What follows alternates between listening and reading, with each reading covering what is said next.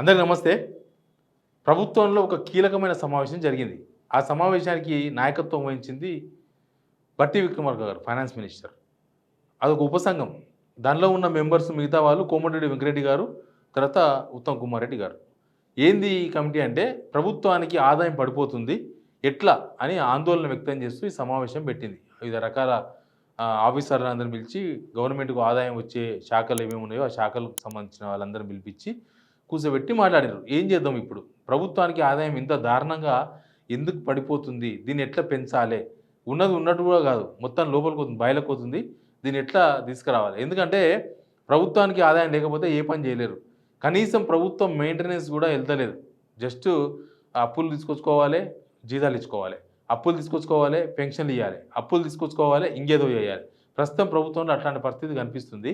కాబట్టి ఇప్పుడు ఏం చేయాలి అనే దానిపైన మీటింగ్ జరిగింది. అసలు ఎక్కడెక్కడ ఎంత పడిపోయింది అనేది ఒక పెద్ద లెక్క బయటకొచ్చింది.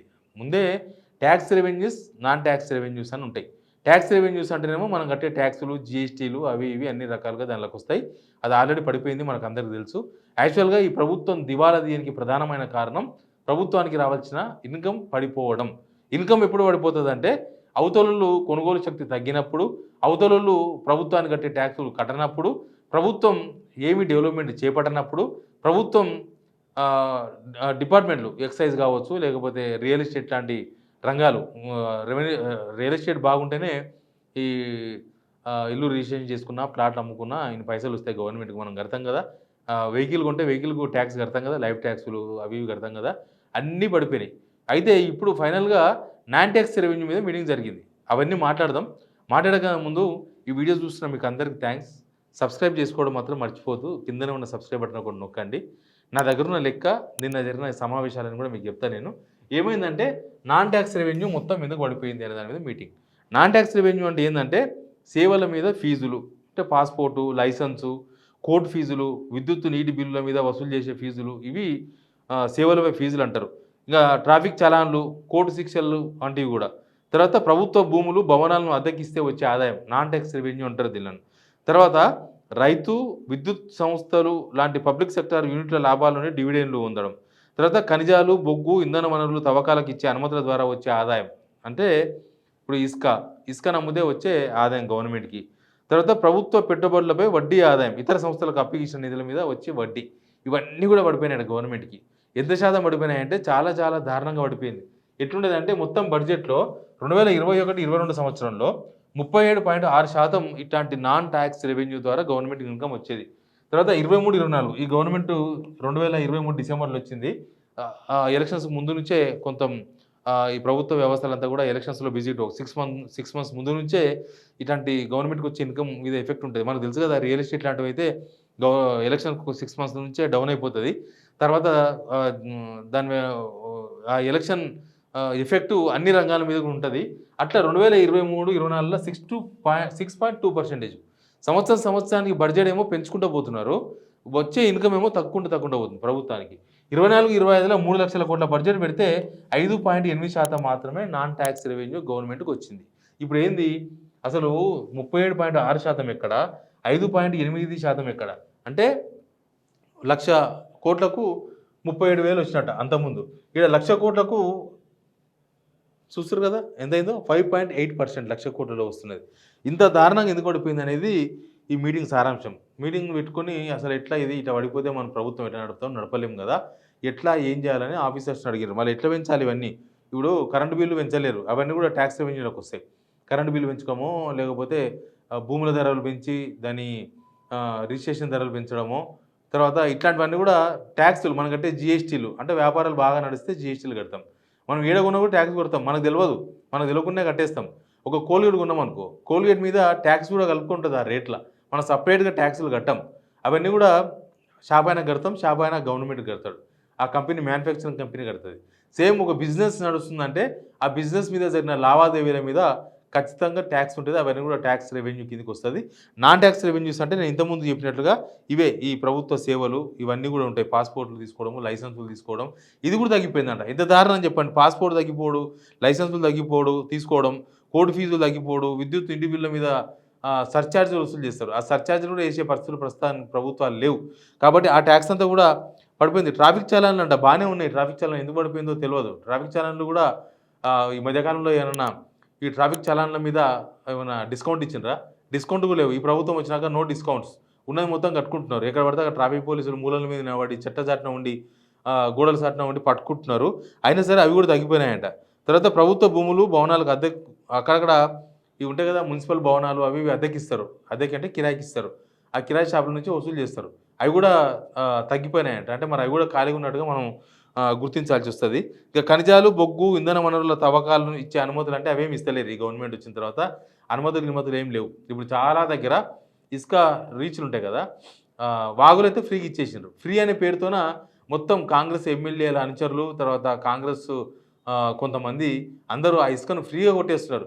కొన్ని వాగులకెళ్ళి పర్మిషన్ కూడా లేదు. ఊర్లకెళ్ళి ఒకప్పుడు కొన్ని ఎక్కడనో నది ఉంటేనో లేకపోతే ఇంకెక్కడనో పెద్ద పెద్ద వాగులుంటేనో ఆ ఇసుక కొట్టుకుంటా రాత్రిపూట ట్రాక్టర్లు, లారీలు తిరిగేది.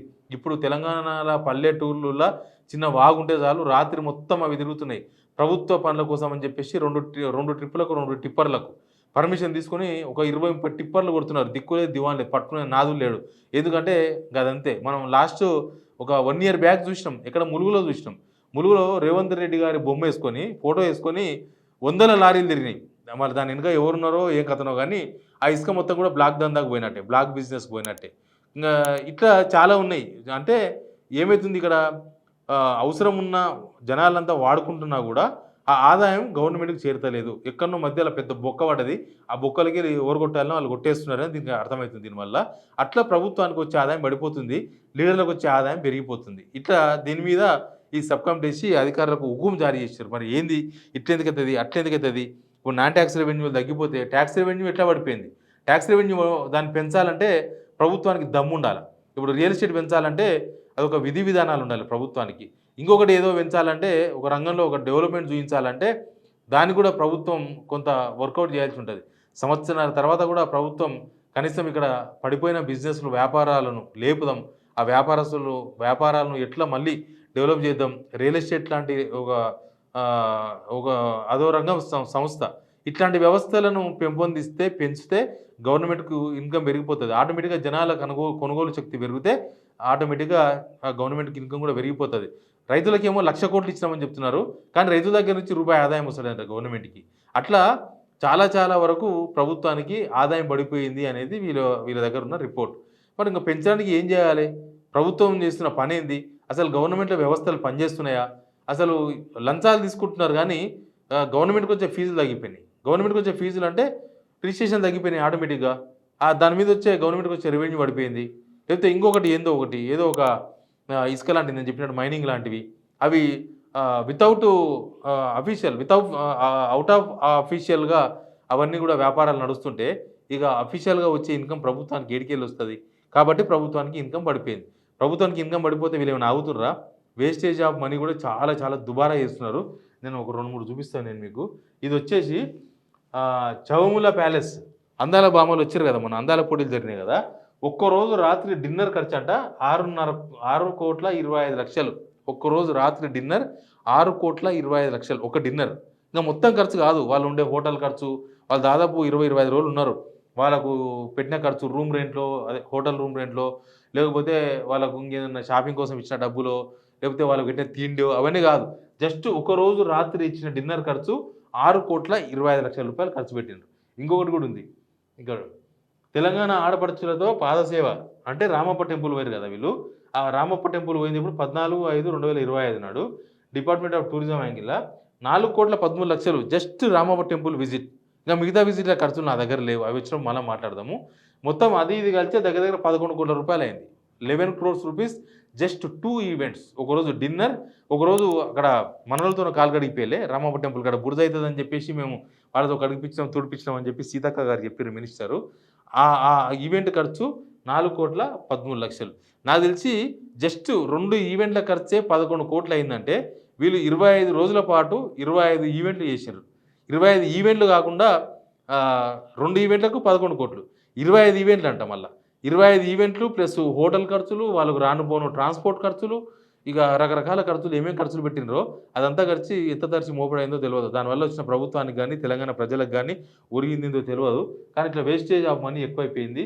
ఓ పక్క చూస్తే ఇన్కమ్ పడిపోయింది. నాకు తెలిసి ప్రభుత్వం ఫస్ట్ టైం ఇన్కమ్ పడిపోయింది అని కనీసం అఫీషియల్‌గా ఒప్పుకున్నట్టుగా అనిపిస్తుంది. ఇప్పటిదాకా అఫీషియల్ ఒప్పుకోలేదు. ఎంతసేపటికి మేము పాత గవర్నమెంట్ చేసిన అప్పులు కడుతున్నాం, పాత గవర్నమెంట్ చేసిన ఇంట్రెస్ట్ కడుతున్నాం అని చెప్పిర్రు. అది ఎంత కట్టినా 60,000 కోట్లకు మించదు అని మొన్ననే కాగ్ రిపోర్ట్ ఒకటొచ్చింది. కాగ్ రిపోర్ట్ వచ్చిన తర్వాత బహుశా అది పక్కన పెట్టి అందరికి తెలిసిపోయిందనే ఉద్దేశంతోన ఇప్పుడు అసలు ఒరిజినాలిటీని ఇప్పుడు అందుకున్నట్టుగా అనిపిస్తుంది. ఇట్లా గవర్నమెంట్‌కొచ్చే ఇన్కమ్ మొత్తం గూడా డౌన్ అయిపోయింది. గవర్నమెంట్‌కొచ్చే ఇన్కమ్ అంటే ఇప్పుడు ఇన్కమ్ పడిపోయినాక ప్రభుత్వం ఎటుకెళ్ళి నడుస్తది? ప్రభుత్వానికొచ్చే అప్పులు పడిపోయినాయి. అప్పుల పర్సెంటేజ్ కూడా తగ్గిపోతుంది. ఇది ఇప్పటికే 17,000 కోట్లు 3 మంత్స్‌లో 17,000 కోట్ల రూపాయలు తీసుకున్నారు. ఇంకో 2, 3 మంత్స్ తీసుకుంటే అప్పులు వెళ్ళిపోతాయి. నాకు తెలిసి అప్పులు నిండిపోతాయి. ఇంక మళ్ళా తీసుకోనికి అప్పులకు గ్యాప్ ఉండదు. నా స్టామినా ఎంతనో నేను ముందే అప్పు తీసుకున్నాను అనుకో, తర్వాత నాకు అవసరం వచ్చినప్పుడు ఎవరు ఇయ్యరు. నువ్వు ఆల్రెడీ నీ అప్పుల పాలైనట్టు.